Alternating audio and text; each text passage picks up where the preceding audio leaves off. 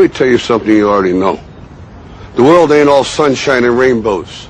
It's a very mean and nasty place, and I don't care how tough you are, it will beat you to your knees and keep you there permanently if you let it. You, me, or nobody is going to hit as hard as life. But it ain't about how hard you hit. It's about how hard you can get hit and keep moving forward. How much you can take and keep moving forward. That's how winning is done. Now, if you know what you're worth, now go out and get what you're worth. But you got to be willing to take the hits and not pointing fingers saying you ain't where you want to be because of him or her or anybody. Cowards do that, and that ain't you. You're better than that. Hi, my name's PJ, and welcome to our short presentation. Have you ever wondered how the rich keep getting richer while broke people stay broke and the middle class seems to be shrinking? Well, this isn't nearly as mysterious as it may appear when you examine the specific differences in how broke people, the middle class, and the rich spend their money. Now, this is such a simple concept, yet so profound, it nearly knocked me out of my chair when I finally understood it. I'm going to show you exactly how the rich spend their money, and you can evaluate for yourself why they keep getting richer and the broke keep getting broker, and why the middle class remains so stressed out. Now, to get started, I'd like to review some financial terms we'll be using during this presentation. The terms that you need to be familiar with are cash flow, which means money you bring in, expenses, which means money you spend, assets. Now, this is the most confusing one. You're probably familiar with the traditional definition of an asset, which is something you own or have equity in.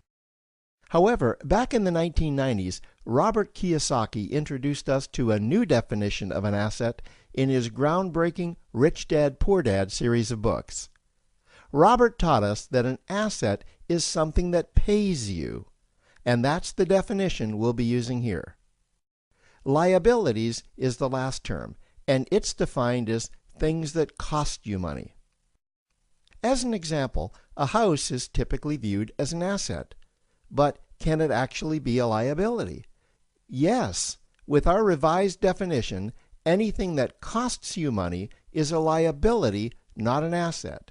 If you have a mortgage, your house is an asset to your banker because it pays him or her every month. But could a house also be considered an asset to you?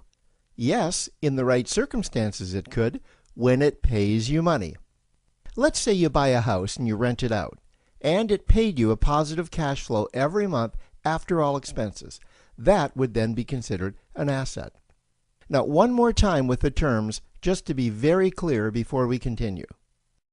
Cash flow is money you make. Expenses, that's money you spend. An asset pays you, and a liability costs you. Now let's take a look at how broke people spend their money. Now, when I say broke people, I'm not referring to the destitute.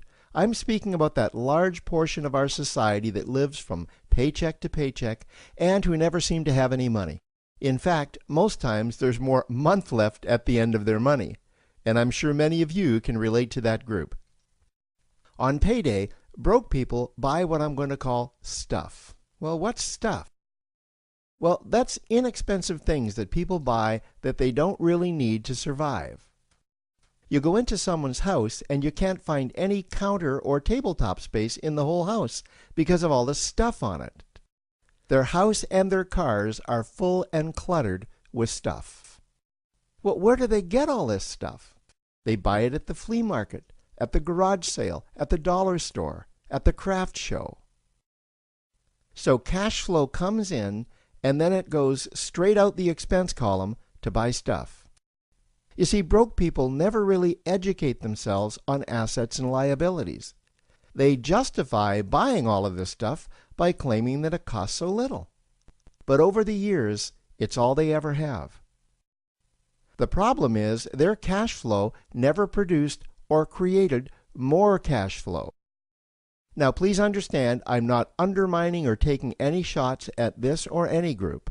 I just see a lot of financial difficulty out there, and it really doesn't need to be that way. Creating wealth isn't a mystery, it's a formula. The only reason someone doesn't create wealth is because they either don't know the formula or they don't apply the formula. Now let's take a look at the middle class. The middle class is the group that society mistakenly thinks are rich. They're not. Yes, they typically earn a six-figure income, and many of them appear rich, but it's what they buy with their money that keeps them prisoners of the middle class. What they typically buy are liabilities. Remember the definition of a liability? Things that cost you. By buying liabilities, the money gets pushed up and out their expense column.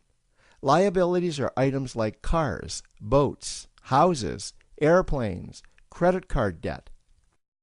Now let's see just how this happens. The middle class gets a nice paycheck, let's say $10,000 for the month. They then split that down the middle and they pay their monthly expenses with half, and with the other half, they make a down payment on a new car. The car costs $5,000 down, and after they add on the insurance and the maintenance, that liability now costs $1,100 new dollars every single month. A few months go by, and they want a boat, then a vacation home, a Rolex watch on their credit card, a vacation on their credit card. And before you know it, their liabilities have raised their expense levels to near or above their income levels. They actually spend equal to or more than they make, meaning that they have to go to work and make a certain amount of money every single month just to cover their liabilities. The other important issue with both broke people and the middle class is that normally all of their cash flow is dependent on their own effort, meaning that they've educated themselves to exchange their knowledge and expertise for someone's money. Also, the money they earn is usually the highest taxed form of income. Here's an example. An attorney is knowledgeable about law, so people pay him or her in exchange for that knowledge on an hourly basis.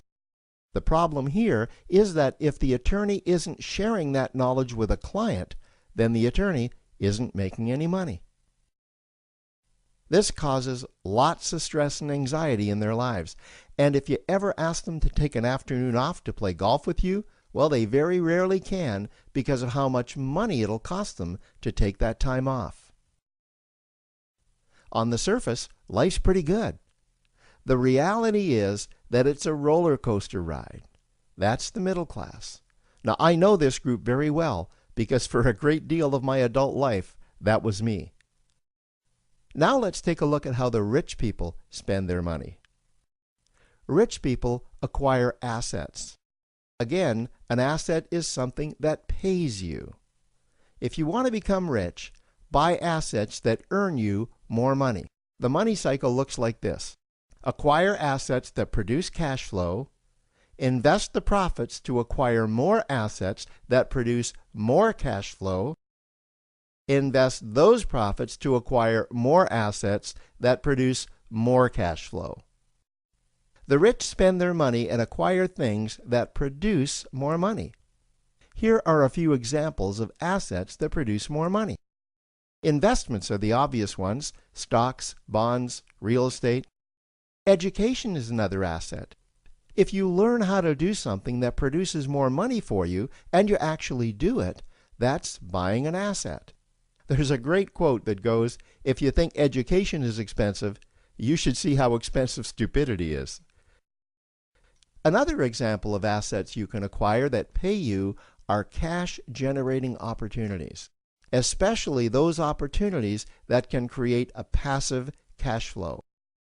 Passive meaning that once you build it up, the money continues to flow whether you're still building it or not.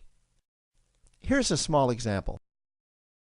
Let's suppose you bought a pinball machine and you put it in a barber shop, and you don't spend any of the profits. You save them until you can buy another pinball machine and put it in another barber shop. This, by the way, was Warren Buffett's first business. If you don't know who Warren Buffett is, he's one of the top 2 richest men in America. The rich are extremely eager to find those passive cash-generating opportunities because those opportunities continue to pay them month after month, year after year, long after they've stopped working the opportunity. You know, I see this happen again and again with successful entrepreneurs. They find a passive cash flow stream that they build up, and it continues to pay them month after month, year after year. They then take those profits and multiply them in another passive cash-generating opportunity, and then again in another. In conclusion, here's what I've learned over the years. You can't find these passive cash-generating opportunities unless you're open to hearing about them. Then, once you find them, you must be willing to see what fits you and then act. Now, the reason I say this is that I once answered a hokey little ad that I ended up generating 7 figures from, simply because I answered that ad and then took action. These opportunities are out there, you just need to find them. You also must be opportunistic enough that when the right situation does present itself, you don't miss it. So remember, broke people buy stuff, the middle class buy liabilities, and the rich acquire assets, preferably cash-generating opportunities that can create passive cash flow. They then take that cash flow and invest it in another asset that produces more cash flow. That's the wealth creation formula. Now, I trust you found this introductory information helpful. Now, to learn about one of the greatest cash-generating machines on the planet, click on the link below to proceed to step 2. It's an amazing fact. Most people start out in their 20s working for a better life.